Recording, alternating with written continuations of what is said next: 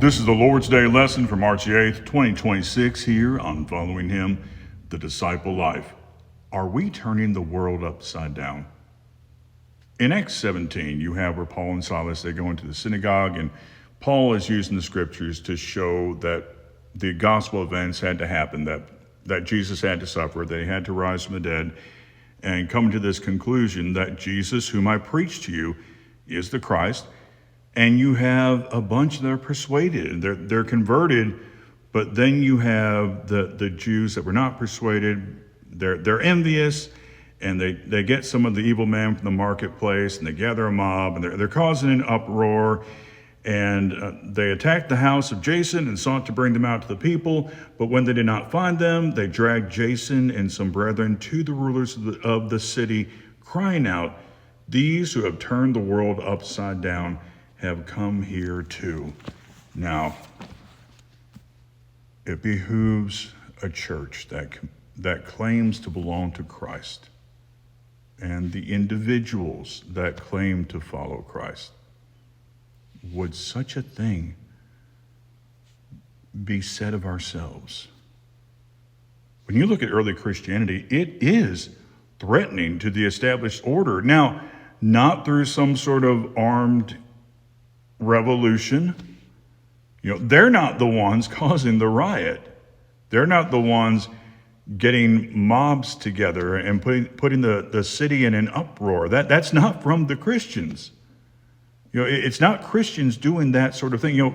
The teachings of Christ, he's teaching that his kingdom is not of this world. He's leaving when you have those that are prepared to make him a king by force. He's telling Peter to put the sword back into its place. His teachings go against what you would normally think of as some sort of revolutionary group.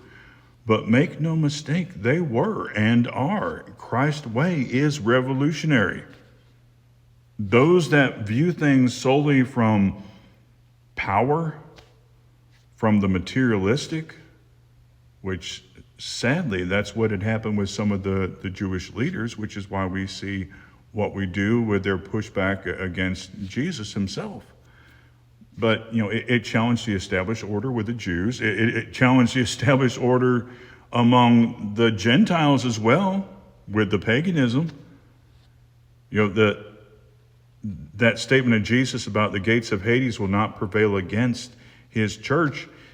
There's some good reason to think that that's actually talking about Christianity and its attack against paganism itself, not militarily, but spiritually.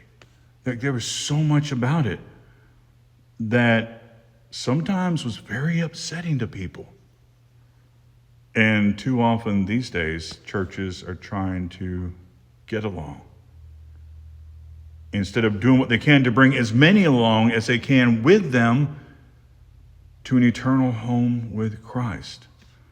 Making followers has become just about making those that attend, those that come to a place once a week and give some money. That's not to put down assembling, and yes, a church is going to have financial needs, but that's become only what it's about. It's so much more.